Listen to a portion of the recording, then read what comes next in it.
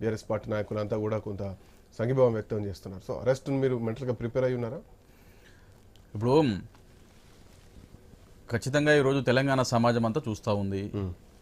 ఏదో ఒక కేసులో కేటీఆర్ గారిని ఇరికించాలా, 100% అక్రమంగా ఇరికించాలని విచారణలో ఒకవేళ తేలుతుంది కదా, విచారణ తేలుతుందా తేలేదా అనేది న్యాయస్థానం ఉంటుంది, పోలీస్ యంత్రాంగం ఉంది, న్యాయస్థానం ఉంది, దాని కోర్టులు ఇంకా దానికి అంత దూరం రాలేదు. రాకముందే వీళ్ళే మంత్రులే న్యాయస్థానం లాగా వాళ్ళే తీర్పులు ఇస్తే మరి దాన్ని ఎలా తీసుకోవాలి ఈరోజు సమాజం అంతా చూస్తూ ఉంది. ఈ బాంబులు వెళ్తా అంటారు ఇంకొక మంత్రి, ఇంక లోపలి పోతారు అంటారు ఇంకో మంత్రి. అంటే మంత్రులే అంటే డిసైడ్ చేసేది, చట్టాలు న్యాయస్థానాలు ఉన్నాయి కదా. ఈరోజు లగచర్ల గ్రామంలో మీరు ఒక ఫస్ట్ పాయింట్ ఏంటంటే భూములు లేవు, భూములు లేని వాళ్ళు కూడా వచ్చి మాట్లాడుతున్నారు అంటారు. మీరు బేసికల్గా ఒక కామన్ మ్యాన్గా చెప్తారండి శ్రీకాంత్ గారు, ఏ గ్రామంలోకి వెళ్ళినా ఒక గ్రామంలో ఒక కష్టం వస్తే, ఒక గ్రామంలో ఒక యువకుడికో ఇంకొకరికో ఒక కుటుంబానికి కష్టం వస్తే ఆ ఊరంతా కదులుతుంది. ఈ రోజు లగచర్ల గ్రామంలో కూడా ఊళ్ళో వాళ్ళ యొక్క పొలాలు పోతా ఉన్నాయి. ఎకరం 2 ఎకరాల పొలం ఉన్న వాళ్ళు పొద్దున్న లేస్తే ఇంత పని చేసుకుని పొలం వేసుకొని ఇంకోటి వేసుకొని బతికే వాళ్ళు పొలం మీదనే ఆధారపడి ఉంటారు. అలాంటి ఆధారపడే బతుకుల మీద మీరు విచ్ఛిన్నం, వాళ్ళ కుటుంబాలను విచ్ఛిన్నం చేసే విధంగా వాళ్ళని రోడ్డు మీకు వచ్చేది తీసగా మీరు వాళ్ళ భూములు లాక్కుంటా అంటే వాళ్ళకి ఆ పౌరుషం రాదా అండి? ఎట్లా బతకాలి ఇలా అంటే మీకు రాజకీయాలను అడ్డు పెట్టుకొని ఎన్నో చేస్తారు, న్యాయస్థానాన్ని అడ్డు పెట్టుకొని మీరు ఎన్నో చేస్తారు, బయట ఏదో విధంగా సంపాదించుకుంటారు కావచ్చు. కానీ ఈరోజు గ్రామస్తులు పాపం వాళ్ళకు చదువు వచ్చి రాక ఉంటారు, వాళ్ళు కేవలం వ్యవసాయం మీద ఆధారపడే బతుకుతున్న బతుకులు వాళ్ళని ఈరోజు ప్రెగ్నెన్సీ ఉన్న లేడీని అర్ధరాత్రి 12 గంటలకు వాళ్ళ భర్తను తీసుకుపోయి లోపడేస్తారు. ఈ రోజు తెలంగాణ భవన్కి వీళ్ళందరూ కూడా తరలి వచ్చిరండి. ఎందుకు వచ్చారు? మేము వాళ్ళని ఎంకరేజ్ చేసినాం. ఈ రోజు కేటీఆర్ గారు మాట్లాడిన సందర్భంలో వాళ్ళందరూ చెప్తా ఉన్నారు, మహిళలు సార్ మాకు ఎవ్వరు కూడా మమ్మల్ని ప్రోత్సహించలేదు, ప్రోద్బలించలేదు, ఎవరు కూడా మమ్మల్ని కొట్టమని చెప్పలేదు. మాకు పొలం లేదా సార్, మా పొలం మీరు గుంజుకుంటా అంటే మేము కొట్టమా సార్, మా పొలం గుంజుకుంటే మాకు ఆవేశం రాదా సార్, ఆవేదన లేదా సార్ మాకు అని కళ్ళకు నీళ్లు పెట్టుకుంటా ఉన్నారు వాళ్ళు మహిళలు. అంటే వచ్చి ఉక్కుపాదం మోపిన సందర్భం ఏం లేదు. వాళ్ళు అభిప్రాయ సేకరణ కోసం ఒక కలెక్టర్ వస్తే తిరగబడి తరిమి కొట్టారు కదా.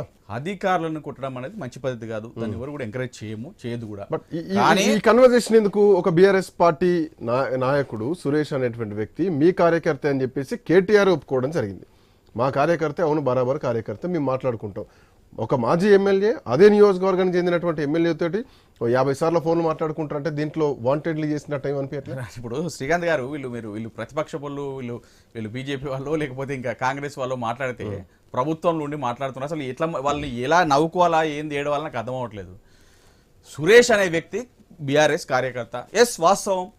అక్కడ గ్రామంలో కేవలం బీఆర్ఎస్ వాళ్ళు ఉంటారండి, బీజేపీ వాళ్ళు ఉన్నారు, కాంగ్రెస్ వాళ్ళు ఉన్నారు, ఎంఐఎం వాళ్ళు ఉండొచ్చు, ఇంకో పార్టీ వాళ్ళు ఉండొచ్చు, దాంతోపాటు బీఆర్ఎస్ నాయకుడు కూడా సురేష్.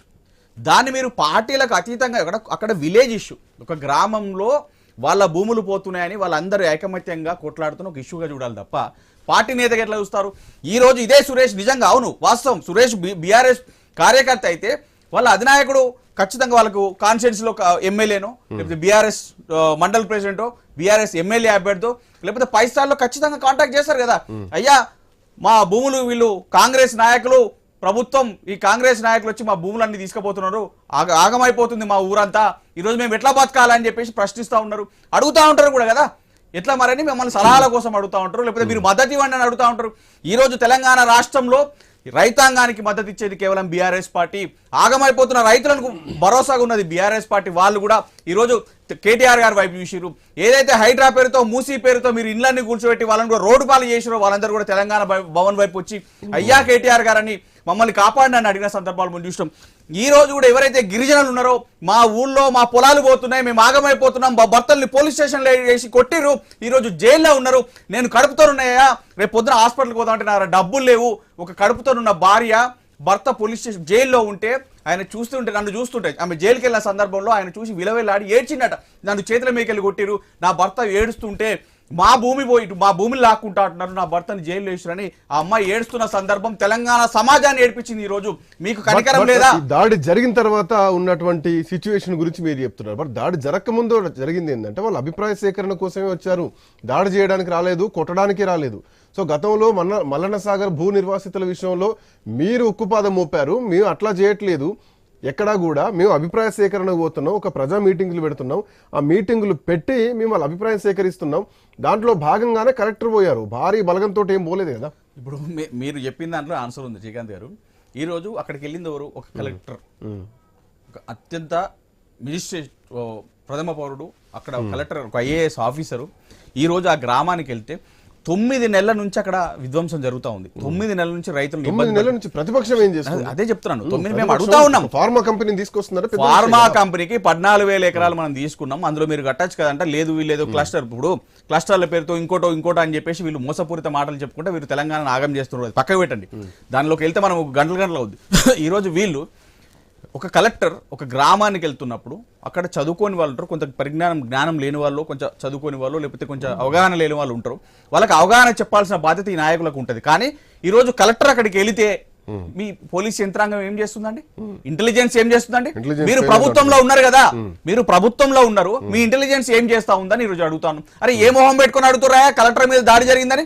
మీరు ప్రభుత్వంలో ఉండి ఒక కలెక్టర్ని, ఒక అధికారిని ఈరోజు మీరు అధికారుల మీద చేయి పడే పరిస్థితి తీసుకొచ్చారంటే ఇది ప్రభుత్వ వైఫల్యమా, ప్రతిపక్ష వైఫల్యమా అని అడుగుతా ఉన్నాం. అంటే మీకు సోయి లేకుండా కాంగ్రెస్ నాయకులు, కాంగ్రెస్ ప్రభుత్వం ఈరోజు అధికారులను మీరు చేసిన తప్పుకు, మీరు శ్రీకాంత్ గారు మీరు గతంలో చూసినాం, సీతక్క గారు కానీ, కోమటిరెడ్డి వెంకటరెడ్డి గారు కానీ, అప్పుడున్న ఎమ్మెల్యే గారు కానీ, చాలా సందర్భాల్లో ఎలక్షన్లు ఏమన్నారండి? ఫార్మాసిటీని రద్దు చేస్తాం, ఫార్మాసిటీ వద్దు, వ్యవసాయం ముద్దు, మీ భూములు మీకు ఇచ్చేలాగా మేము కొట్లాడతాం, మా ప్రభుత్వం వచ్చిన తర్వాత మీ భూములు మీకు వస్తాయని చెప్పి అబద్ధపు మాటలు చెప్పిన ఈ కాంగ్రెస్ నాయకులు ఈ రోజు ఏ ముఖం పెట్టుకొని మళ్ళీ వాళ్ళ భూములు అడుగుతా ఉన్నారు, వాళ్ళని నిర్బంధిస్తా ఉన్నారు, వాళ్ళ బతుకులను ఆగం చేస్తా ఉన్నారని అడుగుతా ఉన్నా. ఎట్లా అడుగుతున్నారండి? అంటే అప్పుడు ఒక మాట ఇప్పుడు ఒక మాటనా?